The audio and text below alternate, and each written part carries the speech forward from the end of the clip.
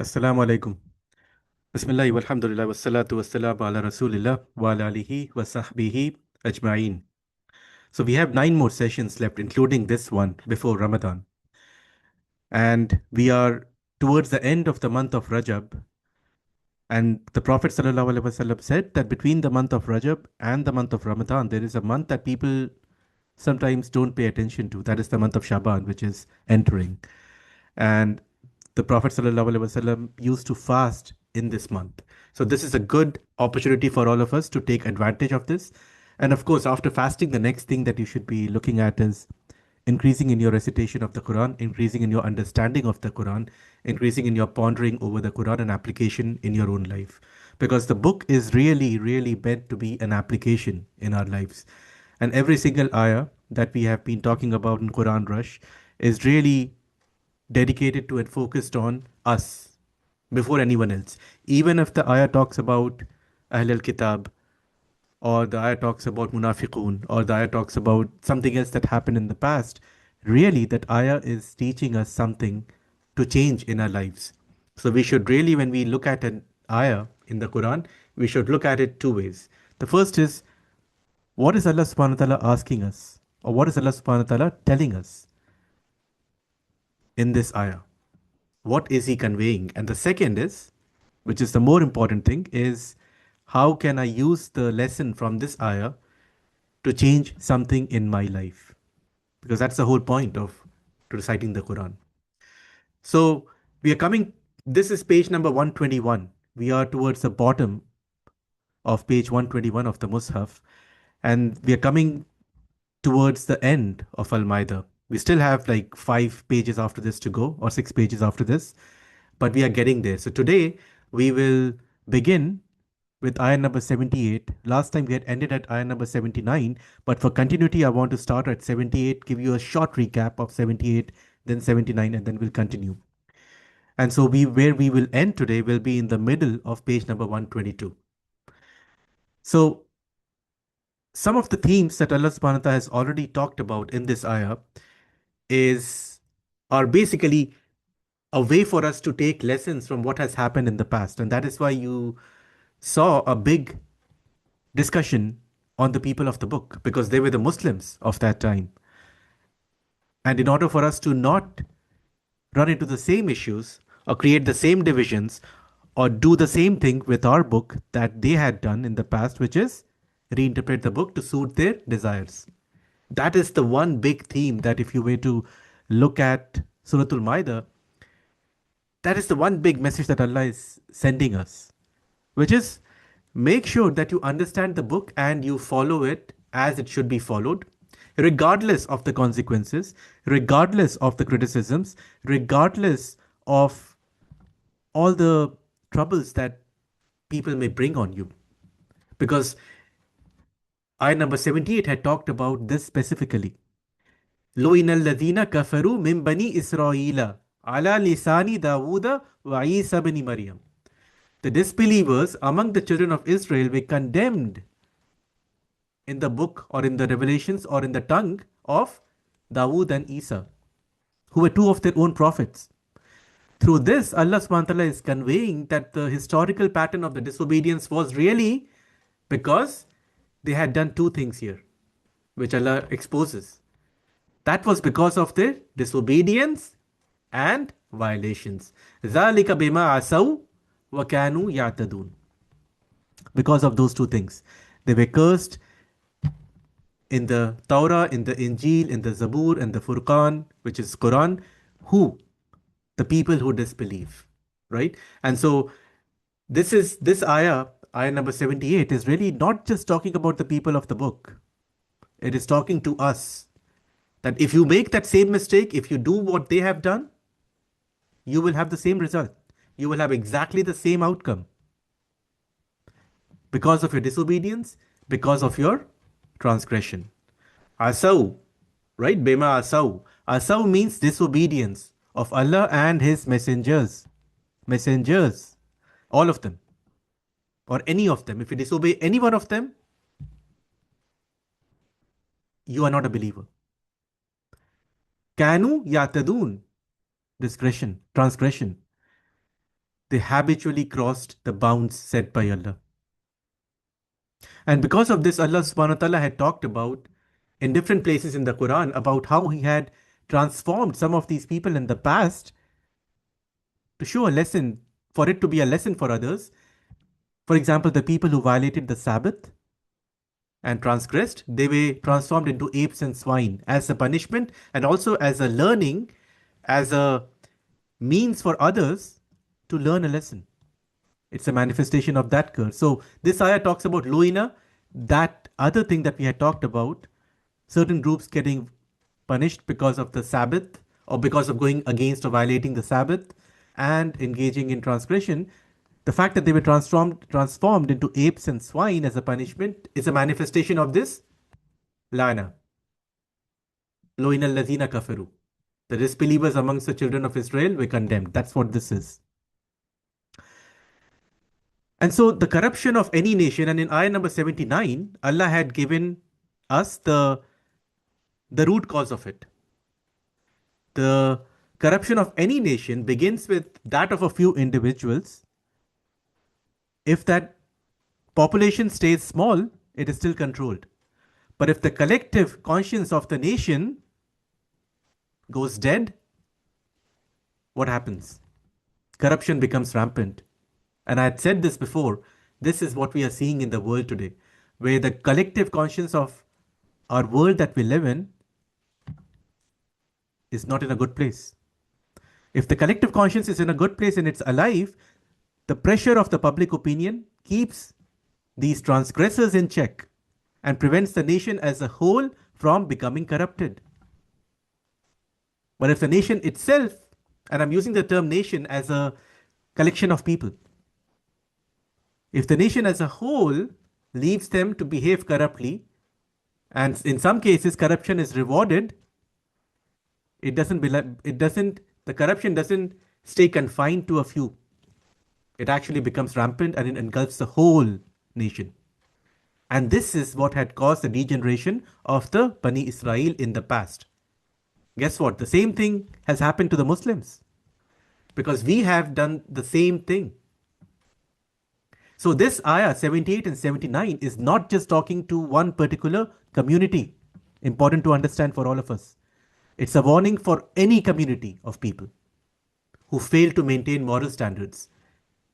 The downfall is inevitable if you don't do that. كَانُوا لَا يَتَنَاهَوْنَ عَنْ مُنْكَرٍ فَعَلُوهُ. They did not forbid one another. And we had talked about that in the past as well. And so we had said that in 78, Dawood was a king and a judge and a prophet. Isa was a prophet. Both of them had been come to reform the Bani Israel. But despite their authority and the strong messages that they gave, they could not prevent the corruption amongst the people. And that is why those two are called out specifically. And I had talked about La'na, Lu'ina alladhina kafaru, that Lana means deprived of the mercy and driven away from the blessings of Allah subhanahu wa ta'ala. It is not just a mere angry utterance in this ayah 78. It just shows you the state of deprivation from divine favor. Ala lisanin, on the tongue of Dawood and Isa. How? Through their prayers, through their dua, through their invocations. So these two prophets specifically supplicated Allah against the disobedient ones. And so their words were expressions of the divine will. Isyan and Etada, those are the two concepts that we talked about in 78. And in 79, we talked about how the collective conscience of the nation, if it becomes diseased, the nation as a whole goes down. So 79, you have to understand 78 and 79 together. 79 provides a specific reason for this curse. Why has Allah cursed? Or why were they cursed on the tongues of Dawood and Isa? 79 gives you the specific reason. They had failed to forbid one another from committing evil, which is a collective moral failure. And so it is the duty of the scholars and the educated ones and the people in authority and the people in power to stop others from committing wrong deeds. But when they themselves get involved in it and benefit from it, what happens? Who is going to stop others then? So, Nahi Anil Munkar is a critical duty for the community. And it is true for Muslims as well. The collective conscience should not die. Otherwise, moral decay becomes, as I said, inevitable. كانوا لا يتناهون عن منكر فعلوا لبئس ما كانوا يفعلون. Evil indeed. Allah ended by saying, evil was what they did. And we had talked about there are three levels of forbidding evil. You can do it with your action, with your hand. You can do it with your tongue. You can do it with your heart. Right? There are three levels of it. And so Allah is using in 79, using very strong language to, like the La Yatana Hauna is a very strong language, which means it actually indicates that habitual, continuous behavior. It was not an occasional lapse. It refers to a systemic failure, a systematic failure, not a localized failure. Munkar can refer to any kind of wrong deed that you should stop. Could be sins, could be polytheism, could be disbelief. And as I said, stop doesn't always mean by action. Sometimes you have to use your tongue. You have to speak up. You have to use your social networks. You have to use your influence. And sometimes you just cannot do the first two, then you hate it in your heart. So 78 and 79 talked about that moral cohesion or that moral ground that was giving way to corruption. So some lessons from 78, 79 is forbidding evil is an obligatory duty on the ummah, on the community. When I say ummah, I mean a general community. It's a collective moral responsibility for maintaining high moral standards. But if everything that is morally wrong becomes acceptable because the people in power and the people with authority and the people who should be upholding the truth, they are not doing their job, then what happens? It becomes normal, right? Committing evils because it doesn't remain evil anymore. It becomes normalized, and that is what we are seeing in the world today. And specifically, the habitual silence is also problematic. So there are areas where you cannot be neutral because neutrality means complicity. You cannot just claim innocence while witnessing an evil and do nothing about it. That is how the social fabric gets corrupted, and that is why the nations go down. So now we will move to ayah number 80. Now, ayah number 80, if you look at it in context, it marks the culmination from the passage that started from 78. And it gives you in detail, 80 and 81 will give you the complete pattern of the spiritual decline. We started talking about the spiritual decline in 78, 79. Now with 80 and 81, we will culminate, we'll wrap it up. 78 was a curse, right? On the tongues of Dawood and Isa, and Allah talked about some of the disobedience and violations. 79 gave the spiritual underpinning of it, which is there were scholars and there were people in authority who were not holding the community to a high standard. 79, 80 will give you an example of that spiritual disease. It is still the same passage. 80 and 81 will expose, like 80 specifically will talk about taking disbelievers and allies. And you would remember that we have talked about this earlier in multiple places, which I'll go into in a bit. 81 will give you the hypocrisy or expose the hypocrisy that despite you claiming to believe, it shows you what is real belief. What is real belief? 81 will complete it, which means 80 will give you a manifestation, 81 will give you the reason or the spiritual underpinning of it. تَرَى كَثِيرًا مِّنْهُمْ يَتَوَلَّوْنَ الَّذِينَ كَفَرُوا. You see many of them taking the disbelievers as allies. Now, this is still talking about the people of the book, but it is also talking about the Muslims and the munafiqun within the Muslims. And it all 80 and 81 will complete the picture for you. It will tell you why did this happen. So when Allah has warned us not to take disbelievers as allies, and when I say allies, think of it as political allies. What he is show here that the same thing has happened in the past. You saw many of them taking the disbelievers as their friends by giving up their loyalty and support, by giving their loyalty and support to the disbelievers instead of the believers, which really exposed the hypocrisy in their hearts and earned them what? The anger of Allah. لَبِئْسَ مَا قَدَّمَتْ لَهُمْ أَنفُسُهُمْ لَبِئْسَ مَا قَدَّمَتْ لَهُمْ أَنفُسُهُمْ. Truly wicked are their misdeeds. أَنْ سَخِطَ اللَّهُ عَلَيْهِمْ وَفِي الْعَذَابِ هُمْ خَالِدُونَ. Now why this strong language?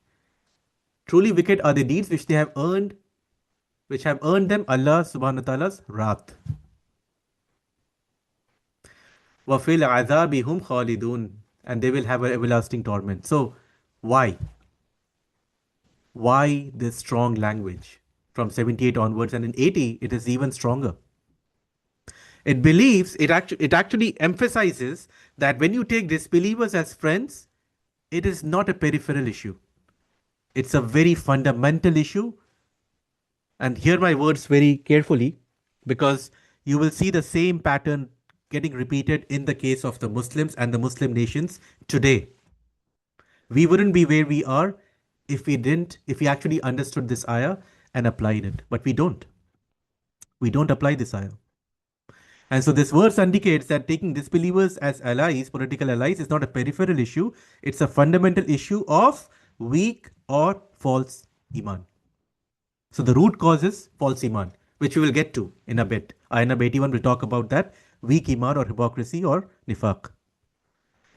Sincere belief in Allah, in Messenger and the Quran naturally, hear this, naturally will lead you to distance yourself from the disbelievers and ally with the believers. If you have sincere belief in Allah, His Messenger and Quran. If you don't, obviously you will do what Allah has talked about. So the cultivation of deep friendship, political friendship with disbelievers has been prohibited as its outcome is dangerous and disastrous. And this is what had happened to the people of Bani Israel as well, because of their close political collaboration with disbelievers, and it affected their ways of life and finally became the cause of their fall into the abyss. And so when Allah mentions that ayah that we have talked about in Ali Imran as well as in Al MaIda about don't take the disbelievers as your political allies, there is a precedent to that. The Bani Israel had done that in the past, and that had led to their downfall. So why are you doing this? So this ayah will put things in perspective. This ayah will tell you that there is a precedent before. When communities abandon their internal moral cohesion and seek protection and loyalty from disbelieving powers, what happens?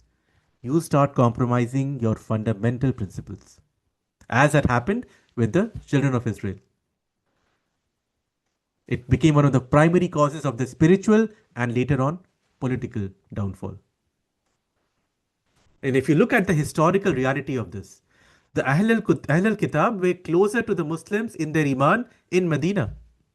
If you just apply the historical context of this ayah 80, but what did the Yahud do? Didn't they ally with the mushrikeen, political ally I'm talking about? Didn't they ally with the mushrikeen against the Muslims, even though on paper they were closer to the Muslims in Medina? It's a paradox. But this is what happens when you don't uphold the book, when you don't understand the book, when you give up on the principles of the book. Start with spiritual decline and then eventually political decline. And what happened to them? right? They're gone. The Yahud who were living in Medina, they're all gone. So what was the point of allying? So even if you apply this ayah 80 to that historical incident, you can even learn that lesson. You cannot ally with the pagan disbelievers against the believers. Again, I'm talking about political alliance. And this is what is happening in the world today, where the Muslim nations, by and large, I won't name anyone, you do your own homework. Most of them, by and large, have allied with the disbelieving nations against the other Muslim nations. So, what do you expect? The result is not surprising at all. What is happening to the Muslims today is not by any stretch of imagination surprising. It is the logical conclusion, it's a logical outcome. If you act like that, you cannot expect a different result. The underlying reason for that is involving fear of worldly harm, fear of losing wealth, fear of losing status. What happens here? And that is where the contradiction happens with belief. And that is why ayah number 81 will give you the complete picture. Why? Why are you afraid of worldly harm? Why are you afraid of getting thrown into prison? Why are you afraid of losing your wealth and your status? Because your belief in Allah and the hereafter is not strong enough. Let's call a spade a spade. That's what Allah is doing in 80 and 81. We haven't come to 81 yet. I'm giving you the structure of these two because it's fascinating the way Allah explains it in this book. The sequence and the flow of the Quran is so miraculous and so beautiful. You have to feel it. That's why I'm spending time in explaining 80 and 81. And Allah ended by saying, evil indeed is what they have sent forward. Subhanallah. Look at this. لَبِئْسَ مَا قَدَّمَتْ لَهُمْ أَنفُسُهُمْ. Wicked are the misdeeds that they had sent ahead. What does this mean? If you just pause and ponder over it, what is Allah saying? It is emphasizing that the person sends forward their own evil deeds. No external force corrupted them. They corrupted themselves through their choices. All of us have a choice. Just like the people in the past had a choice. They decided to side with the disbelievers as political allies against the believers. Why? Because their faith in Allah and the last day wasn't there. That is the typical definition of hypocrisy or nifaq. And we have to question ourselves. We have to look at ourselves. Is our iman strong enough? Are we not in that same boat? And so Allah had ended after this saying, their punishment is everlasting. They will be in the azab khalidun. Subhanallah. Ansakhita Allahu alayhim, which they have earned. Right? I just told you that's a choice that they had. Wafil azabi hum khalidun. They will be there. Why is Allah so using strong language? Why is Allah subhanahu wa ta'ala so angry at them? Because of the wrong choices that they had made. And so you can look at it historically. You can look at it historically from what happened in Medina. You can look at it historically from what happened in the past in Bani Israel. You can also look at it in what is happening today. Tara means you see, creates a present. Allah is using a present tense here. The particle tara means it creates a physical observable phenomenon, which means it's not hidden anymore. It's not theoretical. It is not just visible to some specific people. It is openly visible. Tara kathiran minhum. You see many of them. It is like, you see it like the day. You see it like the rising of the sun. It is as simple and as clear as that. So some themes from this ayah 80 before we move to 81 are this manifestation of inner corruption. Taking disbelievers as allies, political allies, is not a standalone issue. It is tied in with your iman.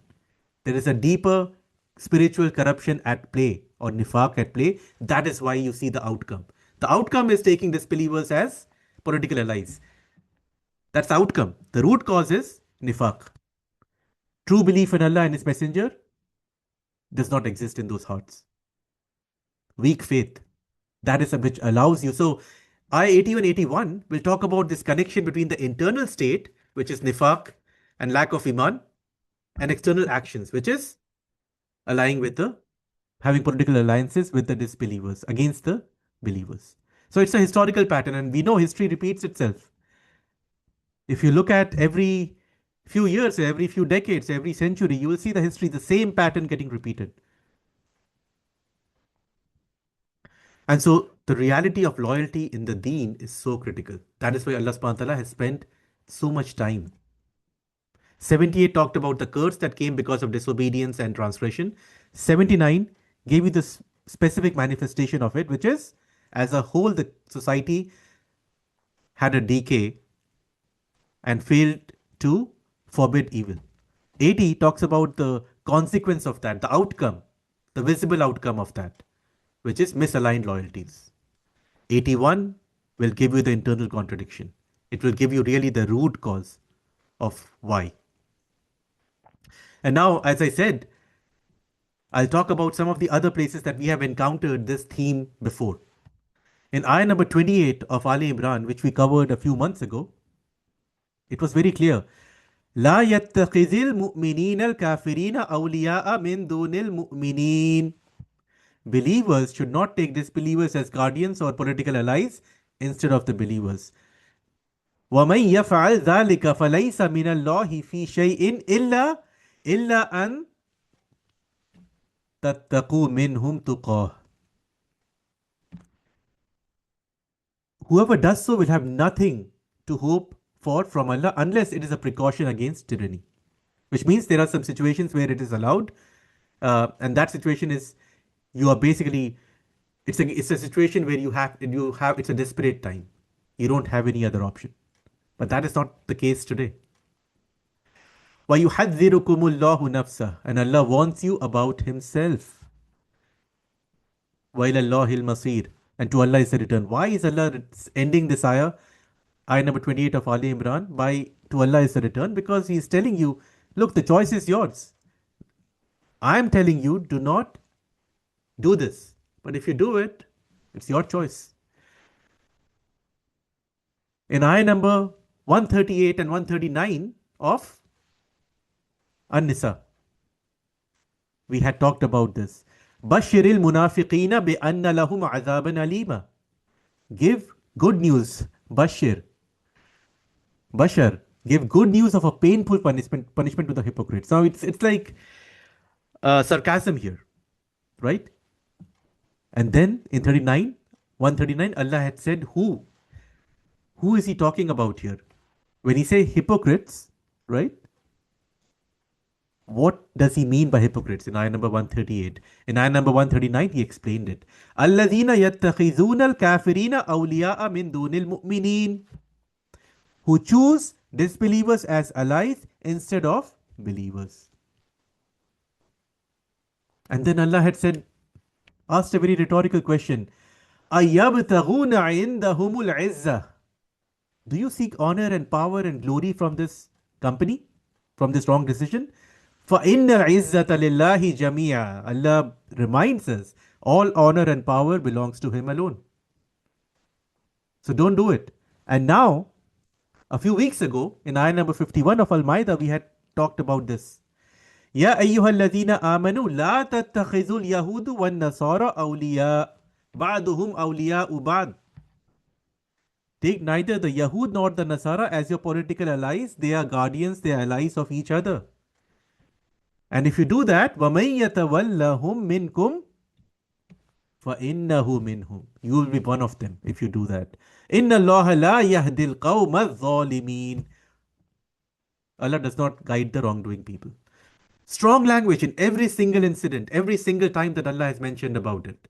Right? We saw 3 examples. We saw Ali Imran, we saw An-Nisa, we saw Al MaIda, and now again we are seeing Al MaIda. And the very next ayah will talk about the same thing again.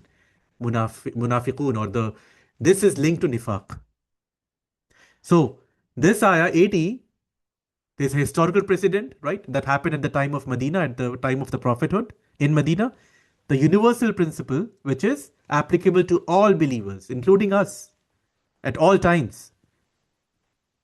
Do not take the disbelievers as close political allies. It is incompatible with your faith. So if you claim to do that, it's a paradox. You cannot do both. If you claim to have faith, strong iman, and you do this, which is having political allies with the non-believers against the other believers, they cannot go together. It's a paradox. They are opposites. And there's also internal psychological level that Allah has talked about in this, which is a perfect segue into ayah number 81. This reveals the internal state of those who do this. They manifest weakness of faith, hypocrisy, and misplaced fear. Again, we had talked about those references that I just gave you, right? Go back to ayah number 138, 139 of An-Nisa. Go back to ayah number 51 of Al MaIda, or go back to ayah number 28 of Ali Imran. We have covered all three in the past. The same concept. And the consequence of this is eternal punishment. Now you know, now you understand why this is such a big deal. It is not a minor thing. It is not a simple thing that you can ignore and brush under the carpet. It's a very, very important part of our aqidah. It's a very important part of our iman and faith. And it's a final, or a universal principle.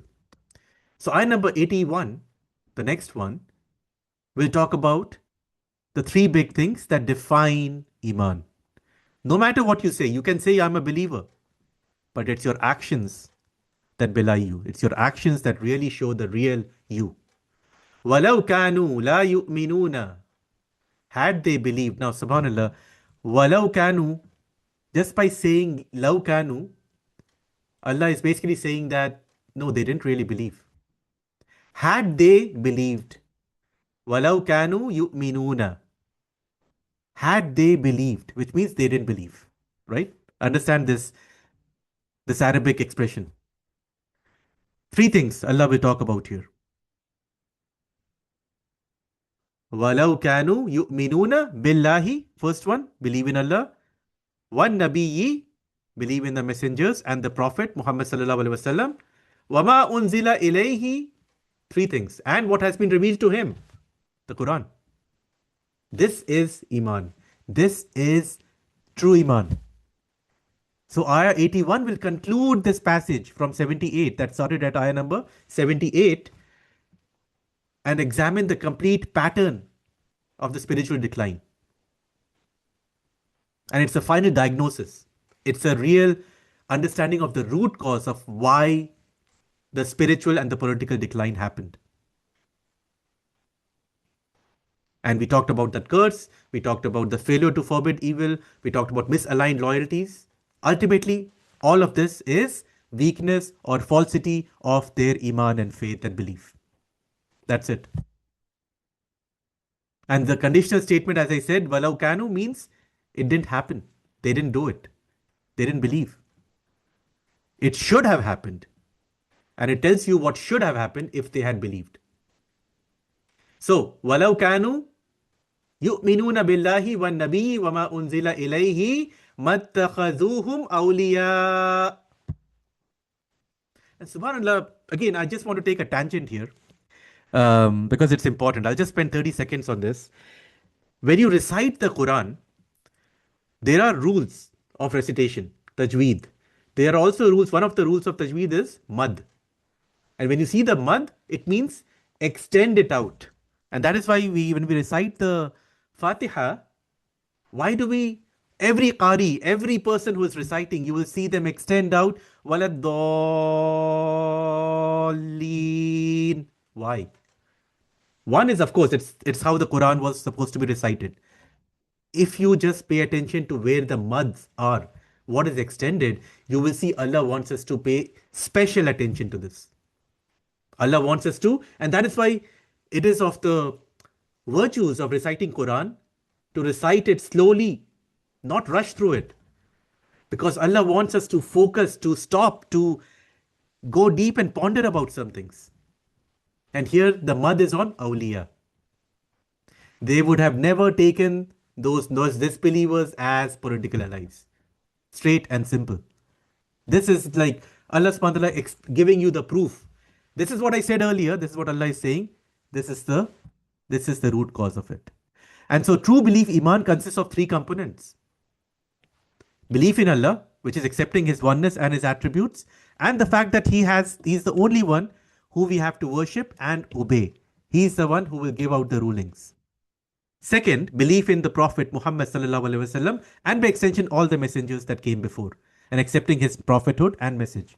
Belief in what has been revealed to him, which is the Quran as a divine guidance. If all these three components are present, they would have never allied with disbelievers. And now you understand this Quranic concept, or the way the phrases are put together. وَلَوْ كَانُوا لَا يُؤْمِنُونَ وَلَوْ كَانُوا يُؤْمِنُونَ. That's saying if they had done it, they would have never taken disbelievers as allies or political allies.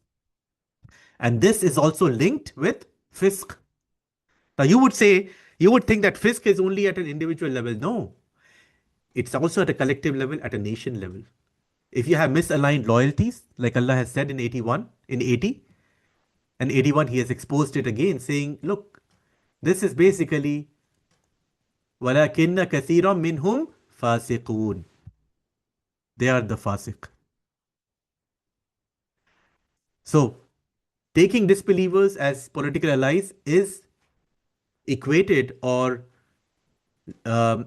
with fisk. And that tells you the spiritual state and the relationships to the divine guidance. And this is the nature of hypocrisy. Despite any claim to belief, like this really tells you the true nature of people. This ayah 81 reveals the true nature of people. Despite any claim to belief, it's their actions that demonstrate rebellion and fisk against Allah and His guidance. Doesn't matter what they say, doesn't matter how they look like, it is their actions. And so in this context, you can look at some of the things that are going on in the world, especially when it comes to some Muslim governments. The hypocrisy is exposed. It is clear, just like the day. And this ayah is so fascinating, 81, and the way Allah subhanahu wa ta'ala has linked it all together to 78, this entire passage. It tells you that your actions are really the ones that count. You can claim to be a Muslim, for example. You can claim to have faith and Iman. It's your actions. If they're not aligned with what Allah subhanahu wa ta'ala, Allah's instructions, then what use is your faith? Your faith is not there.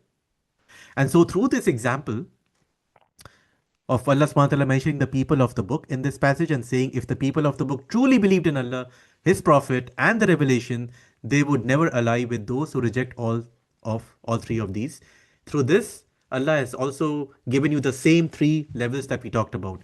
You can look at it historically with what happened in Medina with the Yahud and how they allied with the Mushrikeen and the Quraysh against the Muslims. You can also look at it as a universal principle. And so fisk are people who fasiq are people who transgress or go beyond the bounds of obedience. And so it is not just an isolated matter. It's not a theoretical concept. It's a fundamental thing that is tied to your actions. And it's kind of a litmus test. It's a practical test of your belief. So I had explained love and how love is a conditional, which also means a hypothetical condition that did not occur and a strong rebuke for not fulfilling that condition. I talked about law kanu, right? I'd also talked about ittakhadhu awliya. We have talked about that. I gave you references from the other places like An-Nisa and Ali Imran. So some of the key themes we have covered are the conditional statement here reveals the reality and the three-part definition of Iman. This is a very clear-cut definition of Iman. And belief must manifest in action. The irony of the contradiction. It also talks about the irony of the contradiction. If you have faith and true Iman, you wouldn't do certain actions. One of them is having political allies with the disbelievers against the other believers. So 81 is the root cause. And now we will do ayah number 82, which is the last ayah of page 121. And next time we will start from ayah number 83, which is the first ayah of page 122. لَتَجِدَنَّ أَشَدَّ النَّاسِ عَدَاوَةً. Subhanallah. You will surely find the most bitter towards the believers. عَدَاوَةً لِلَّذِينَ آمَنُوا. Now, this is kind of, before I explain this, what is the context for this? After addressing the theological errors and failures on the part of the Bani Israel, and some of them and many of them, for example, Allah subhanahu wa ta'ala demonstrates the justice and precision of the Quran here by saying, look, not all of them are equal. Not all the Yahud and not all the Nasara, not all the Muslims are the same. There is a precision in this ayah, which is fascinating. And it talks about the justice, and it mentions the differences, it mentions the variations within communities. You cannot just put everybody under one blanket. Everybody is different. Treat them as humans. Treat them as there's differences between them. And that's why Allah will say, لَتَجِدَنَّ أَشَدَّ النَّاسِ عَدَاوَةً لِلَّذِينَ آمَنُوا. Now, the most bitter towards the believers will be al-Yahudu wal-Ladhina ashraku, and the polytheists, the mushrikeen. Now let me explain this. Let me finish this ayah and then I'll explain this in a bit. And then he continues, وَلَا تَجِدَنَّ أَقْرَبُ مَوَدَّةً لِلَّذِينَ آمَنُوا الَّذِينَ قَالُوا إِنَّا نَصَارَى. And the ones who will be the most closest and the most gracious and the ones who will be the who will openly who will come with open arms are the people who call themselves Nasara. Now, why this distinction? Again, you have to look at this ayah in context and also understand what is this actually saying. It is not putting a blanket statement. It is not a blanket classification. Now, the historical example of this is when the Muslims had fled the persecution in Makkah and went to Ethiopia. There was Negus, the Christian king, and his courtiers who warmly welcomed him. Right? We know the example of Jafar ibn Abi Talib and the entire delegation of Muslims who went there, seeking protection from the persecution that is happening in Makkah. And this is before the migration to Medina. This is before the actual migration. And so when the Negus and the courtiers heard the Quran being recited, and they were reciting, one of the ayahs they recited were from Surah Maryam. He and many of his people wept because they recognized the truth. They recognized the truth that they are hearing, which is in sync with what they have heard. And many of them accepted Islam eventually. This is the context of this ayah. Whereas you will see the people, we talked about that in the previous ayah. Many of the Yahud and those who associate partners with Allah, the mushrik, they were most hostile to the believers, right? And this is, you think of it at what was happening at the time of Medina as well. But this is also a precise statement in the world. But again, it's not a blanket statement. It's not a rule that you can apply. Everybody is different. And then this ayah will talk about really this humility, right? Allah subhanahu wa ta'ala will continue. ذَلِكَ بِأَنَّ مِنْهُمْ قِسِّسِينَ وَرُهْبَانَ وَأَنَّهُمْ لَا يَسْتَكْبِرُونَ. Why? Why was there a difference of reception, right? From the people of the book in this case. The Nasara were openly welcoming because Allah said, because they were priests and monks and scholars and people of knowledge amongst them, and they were not la yastakbirun. They were not arrogant. So this ayah is a fascinating ayah because it gives you the justice of the Quran and its exactness. It doesn't make a blanket condemnation, but acknowledges that there are degrees of enmity, there are degrees of affection based on actual features and characteristics and behavior. And the presence of monks and priests and scholars that Allah mentions here, which means people who are devoted to learning and to worship, is presented as a key factor in their openness to truth. Because what happens is, if you are truly knowledgeable, if you have knowledge, and if you worship truly Allah subhanahu wa ta'ala, there is humility, which means you're receptive to truth. If your heart is in a good place, and so this ayah tells you that there will be people who are receptive to truth, and there'll be people who will be opposed to the truth. That is just the nature of life. And this arrogance that is mentioned here, it is presented as the opposite quality. Because when you are arrogant, what happens? You block recognition. Even though you know it is the truth, you don't want to hear it. You don't want to accept it. Because you're too proud of your position, your authority, your learning, your status. And this was enough for some many people who knew the truth. And even now, many people who read the Quran or to who learn about the Quran and the Prophet Muhammad sallallahu alaihi wasallam, many people still don't accept it because they'll have to give up their status. Their arrogance comes in the way. Their hearts are corrupted. And so the historical evidence that Allah mentions here of the Christian king Negus of Ethiopia who accepted Islam upon hearing the Quran, it's a demonstration of the principle. Because there are people who possess real knowledge, and this is a important ayah for us to understand when we're giving dawah. There are going to be people who will respond to you in a good way, in a positive way, because their hearts are clean and they are knowledgeable. Just like Allah gives examples of priests and monks. And they lack arrogance. They are reasonable, they are open, and they will accept Islam without hesitation. Because Islam is a very simple religion. Islam is a very reasonable and a very logical religion. But on the other side, there will be people who will not want to hear, no matter what you tell them, right? They will go against you. And so, some of these, again, go back to the historical context as well. Why did Allah mention Al Yahud here? They were Yahud living in Medina, like Banu Qurayza, Banu Nadir, and so on, even Khaybar. They actively fought against the Prophet and the Muslims in Arabia and even allied with the Mushrikeen, right? Whereas on the other side, you had the Nasara, the Ethiopians, who accepted Islam when the Muslims migrated to Ethiopia and gave them protection and gave them refuge. So this is the historical context of this ayah. And it's important to understand what this ayah is really telling you is it is not just it is not just a blanket statement about one group versus another group. It is saying that there are differences. There is a precision. You have to, when you're giving dawah, you have to be precise. Every person is different. These variations these variations exist within communities, just like there are variations within the Muslims.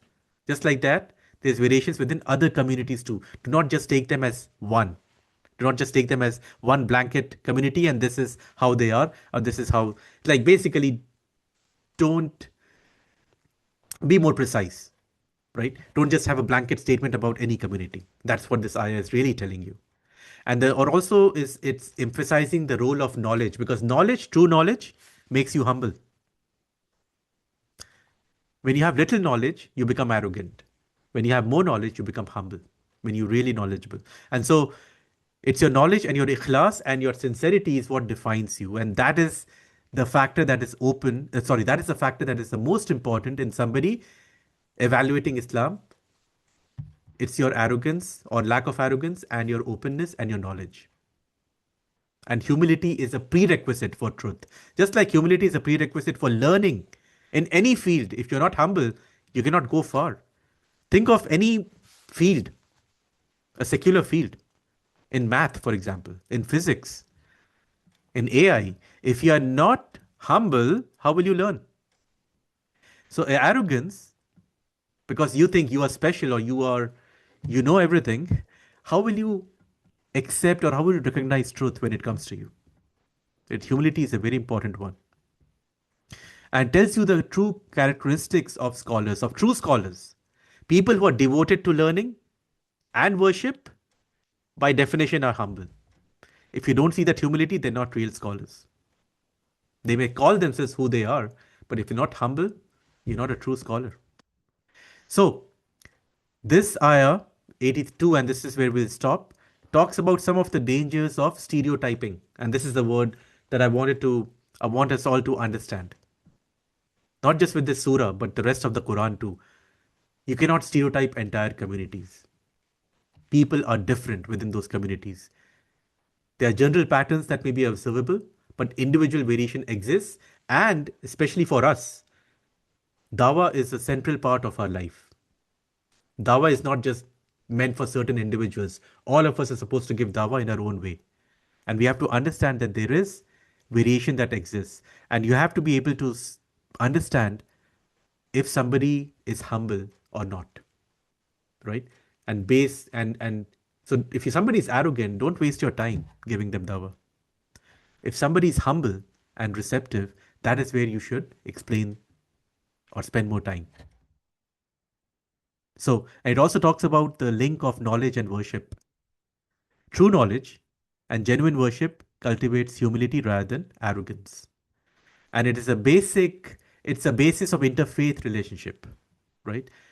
Respectful relationships between believers and people of other faiths are possible when both the groups possess knowledge, devotion, and humility. And that is the key thing for us. Even when Muslims are giving dawah, you have to be careful. You shouldn't be arrogant.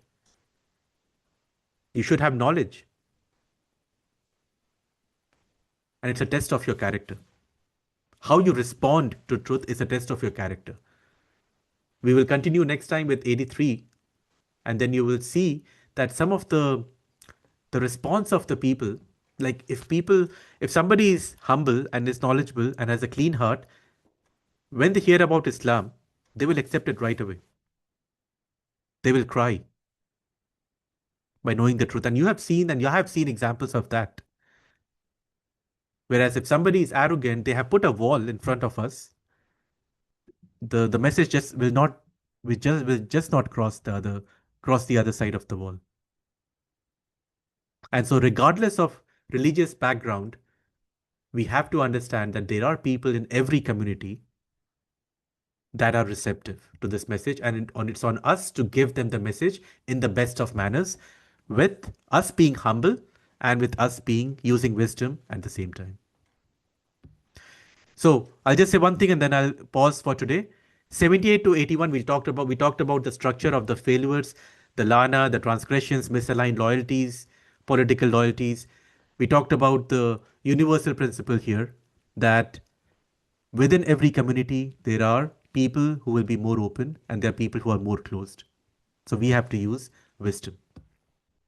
Next time, when we talk about, we'll continue from 83, which will be an extension of 82. Like 83 is not a separate ayah, it will extend 82, which will talk about how people will respond when they see the truth, when they do not have arrogance. La yastakbirun. Wa annahum la yastakbirun. There are some amongst them who are not arrogant. So with that, I'll pause for today. Ayah number 82, and this is also the end of page number 121 in the Mus'haf. Next time, we will start from the top of page number 182. Assalamu alaikum, Shaykh. Wa alaikum salam wa rahmatullahi wa barakatuh. Allah says in another verse, like whoever follows them is one of them, correct? Yes, correct. And then also another warning where the person will come on the day of judgment, he will say, I wish I didn't take so and so as a friend, Yes, correct? yes, it's coming. So the first ayah that you mentioned is actually uh, something that is there in ayah number 51 of Al MaIda, right? Whoever does that will be counted one amongst them. وَمَن يَتَوَلَّهُم مِّنكُمْ فَإِنَّهُ مِنْهُمْ. They will be one of them. The second ayah that you talked about is coming later on. It's in a couple of places. One of them is Al Furqan, where Allah will talk, or the people will be like, I wish I had not taken so and so as a friend. Um, because so this ayah is talking about more of a political alliance.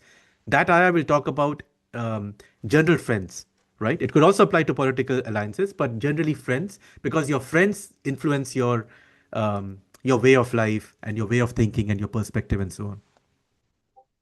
Jazakallah khair. وإياكم. But isn't your friends a reflection of your iman as well? Correct. Your friends are a reflection of your iman, and it's the other way around too, right? Your friends will also define your iman.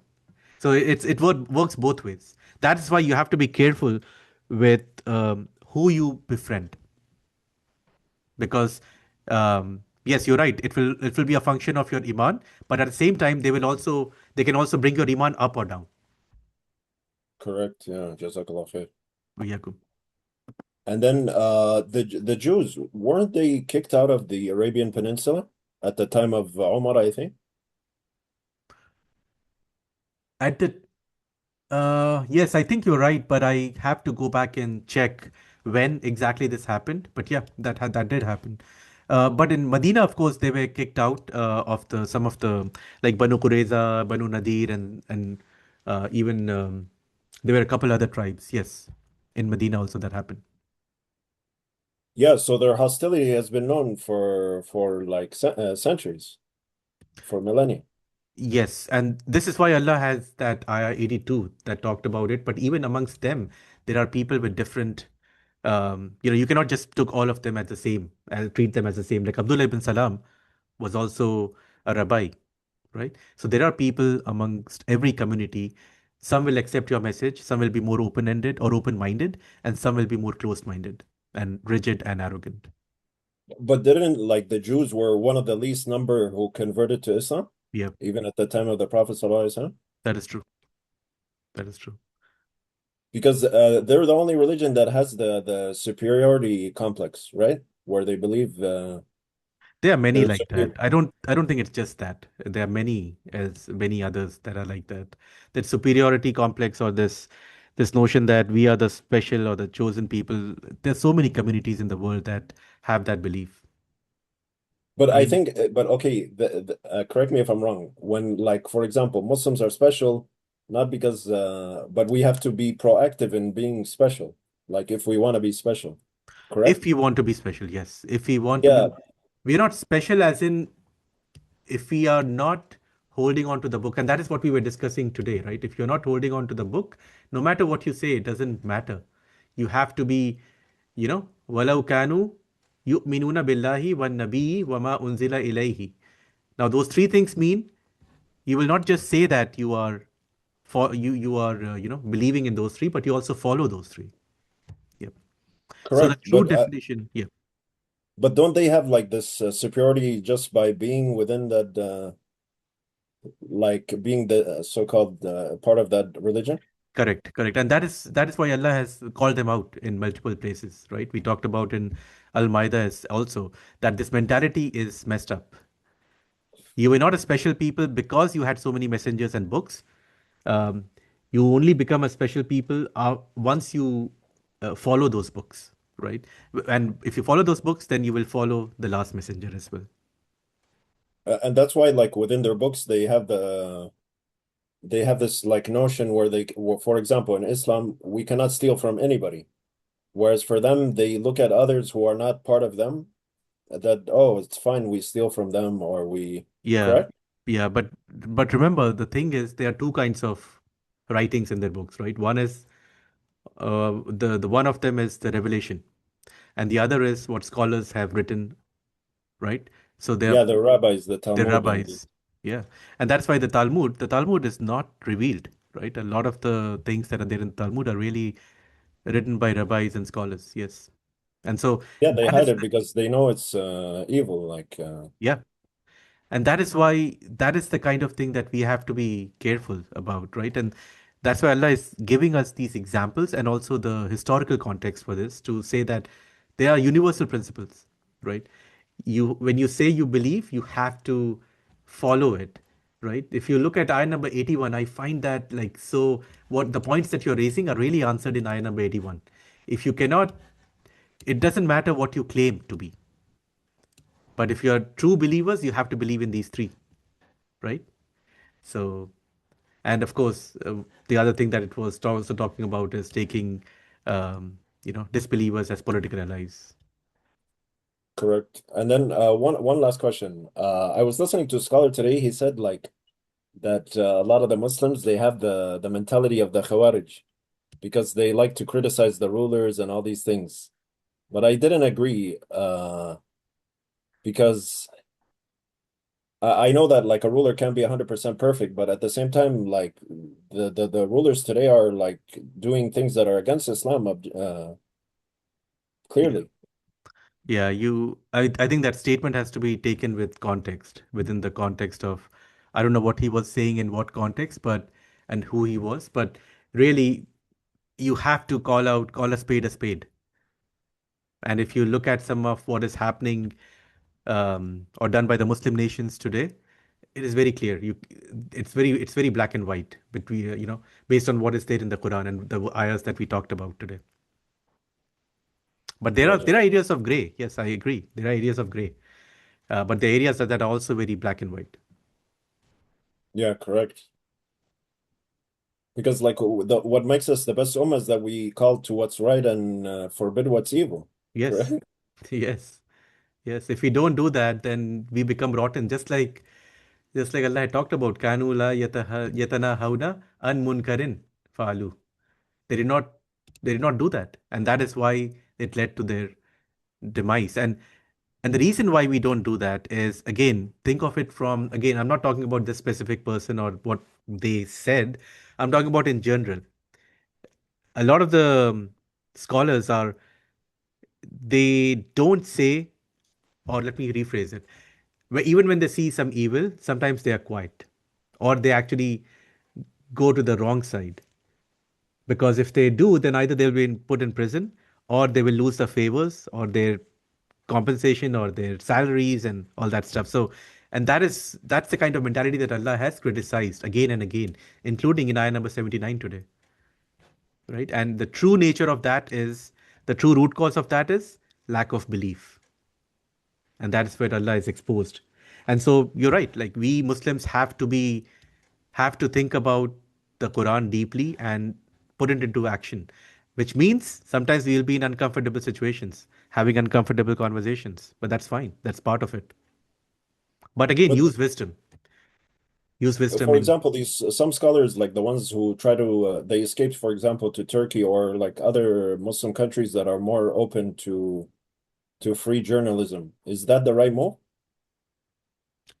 Is that the right move? Well, I cannot make a blanket statement again, right? Everybody's situation is different, so I don't know what everybody's situation is. But in general, yes, you have to speak the truth. And look at the example of Ibn Taymiyyah, right? There are many the true scholars, like of the past, like many of them were put in prison because they did the right thing, right? There is a famous like, I used to follow him a lot. There's a Dr. Ali Tamimi, right? He was put in prison 20 years ago, 24 years ago, right? For something that he said, and it was basically, he was there was a it was he was put in prison for the wrong reasons, and they just they kind of squashed all the allegations that were against him finally, right? I think it happened the last couple of months or the last few days. So, but again, you have to stand for what is right. As Ibn Taymiyyah himself mentioned, right? What can you do to me, right? If you put me in prison, I'll be worshipping Allah. If I'm outside prison, I'm still worshipping Allah, right? Of course, I'm paraphrasing him, but Yeah, that's the attitude. That's the attitude of a Muslim. It doesn't matter what happens to you. You have to do the right thing. true. Because like this world is in comparison to the hereafter is like 2 hours, or no, actually, Not even that. in comparison to the one day to Allah, which is 1,000 years, is only 2 hours. Yeah, true. Allah mentions actually in the last ayah of An-Naziyat, Allah mentions that, right? This world was just a few hours, as you were saying. Yeah, subhanallah. كأنهم يوم يرونها لم يلبثوا إلا عشية أو ضحاها. You're stayed in this world no more than one evening or one morning. That's all it is. And this is why it is important, and I'll end with this. Like, this is why it is important to understand the true nature of this dunya, right? We run after it, but in reality, it's insignificant compared to what is coming after. True, mashallah. Yeah, it is. Because when when the true when Iman enters the heart, the world becomes like insignificant. The world becomes insignificant. May Allah subhanahu wa ta'ala allow us to really get deep and make this Quran our friend. We talked about friendship and allies. Wallahi, your best friend is the Quran. And my goal with this is So all of us can spend some time with the Quran every day, pondering over its verses and applying it to our lives. And may Allah subhanahu wa ta'ala make it easy for us to understand, to receive the lessons of the Quran and to put it into practice. وصلى اللهم وسلم وبارك على نبينا محمد وعلى آله وصحبه أجمعين. سبحان ربك رب العزة عما يصفون وسلام على المرسلين والحمد لله رب العالمين. السلام عليكم. Like so.